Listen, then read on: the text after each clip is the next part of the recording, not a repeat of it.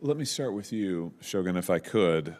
You have talked throughout today's hearing so far and in your pre-hearing Q&A about how much it's important to be a nonpartisan leader. Is that correct? Yes, Senator. And so if you're confirmed, you will attempt to stay politically neutral in your decision-making. Is that fair to say? Yes, Senator. Fair characterization of your views, I should say. Yes, yes.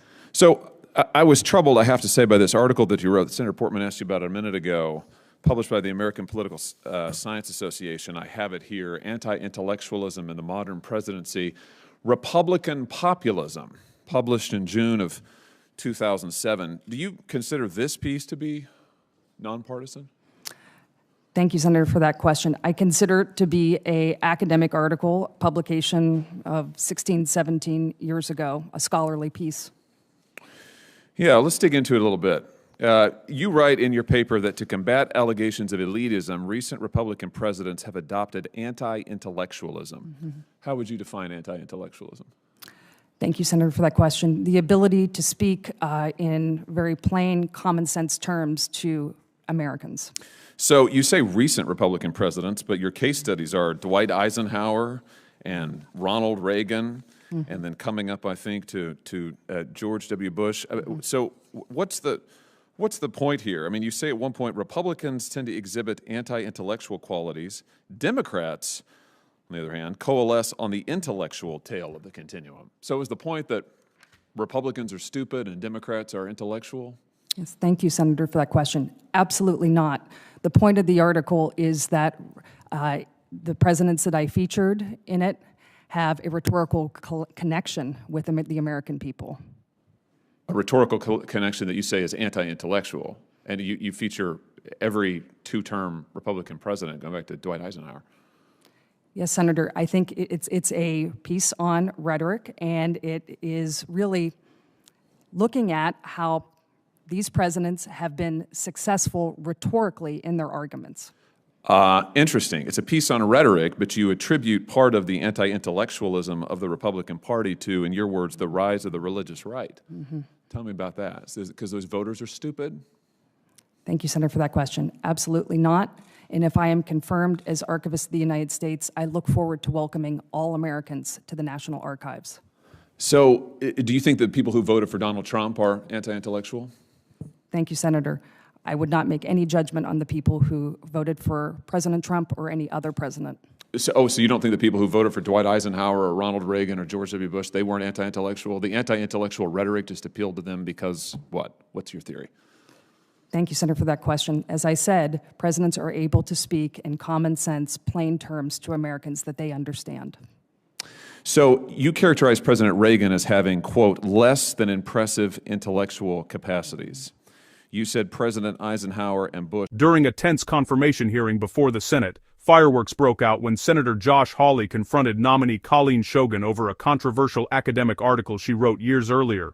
Shogan, nominated by Joe Biden to lead the National Archives and Records Administration, faced tough questions about whether her writings revealed political bias. The exchange quickly turned into one of the most intense moments of the hearing. Let's break down exactly what happened. Were decidedly intellectual. You said Reagan engaged in intellectual posturing. Let's just start with the first one. Less than impressive intellectual capacities. So in other words, it's dumb. Thank you, Senator. Absolutely not. That was a perception, and it was cited. I'm sorry, it's a perception by whom? By you? You wrote about it. No, Senator. That was, and as I said, in the article, that is a perception. But actually, in the article, because... You say Reagan's less than impressive intellectual capacities have been widely discussed. Mm-hmm. That's presented as a factual statement. Mm-hmm. You don't even cite for it. Mm-hmm. This is on page 298. I have your article. Don't dissemble in front of me. Mm-hmm. So Reagan's less than impressive intellectual capacities have been widely discussed. Mm-hmm. You're not saying that he had less than... That's not your view? Thank you, Senator. It is not my view. Why did you write it? Thank you, Senator. That is not my view. My view was focused on his rhetorical capability. That's not what your sentence says. Listen, you wrote an article saying basically that Republican voters are stupid, that Republican presidents deliberately appeal to anti-intellectualism. You roll it all up in this thing called Republican populism, yet you're trying to present yourself here as a nonpartisan. In fact, you're an extreme partisan, and your record shows that. You're someone who has denigrated Republican presidents, every two-term Republican president, I hope I'm not leaving anybody out, that has, since the Second World War, and their voters in this lengthy article. I mean, I just don't understand. If you wrote it, why won't you stand behind it? Thank you, Senator. I will stand by my long experience for over 15 years of nonpartisan service. You know, this is not just a theoretical set of questions, because as you know, we have seen what happens when you have political activists in the position that you are up for confirmation for. And we are living through that as a nation right now. We are living through the weaponization, the political weaponization of the National Archives, the political weaponization of the Department of Justice, the political weaponization of the FBI, such that half of the people of this country cannot trust those institutions. We're living with a president who calls half the voters of this country semi-fascists, who have said that they are a threat to democracy. This is an elected American president who makes these outrageous, outrageous statements. So in that environment, frankly, to have you up for confirmation for this position, which has become very politically charged, in a way I lament. It should not have been, but unfortunately, the past archivists have done what they've done. The FBI has done what it has done. DOJ has done what they have done. And here you are talking about the anti-intellectualism and, frankly, stupidity of American voters. I mean, if that isn't playing to type, I don't know what the world is. I mean, it's basically a self-parody. How can you assure me, or anybody watching this hearing, the millions of Americans, 75 million Americans who voted for a Republican in the last election, how can you assure them that you will be truly nonpartisan, given what you have said over a period of years? Yes. Thank you, Senator. I stand by my record of nonpartisan service at the Congressional Research Service, the Library of Congress, and at the White House Historical Association.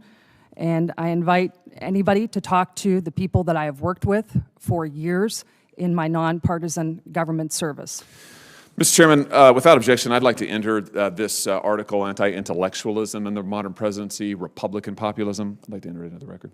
Without objection. I'd invite everybody to read this. You can read the words for yourselves. You can read the entire article for yourselves, and folks can make up their own minds. I think when they do, they'll be really disappointed. I'm deeply disappointed. Thank you, Mr. Chairman. This hearing exchange highlights how past academic work can become a major issue in political confirmation battles, especially in today's polarized environment. Whether viewers see the article as scholarly analysis or partisan critique largely depends on perspective. But one thing is certain: moments like this show just how high the stakes are when it comes to leadership roles tied to America's most important institutions. What do you think fair questioning or political grandstanding? Let everyone know in the comments. If you enjoyed this breakdown, kindly like, comment, and hit the subscribe button for more political insights as Capital Clash brings you the best.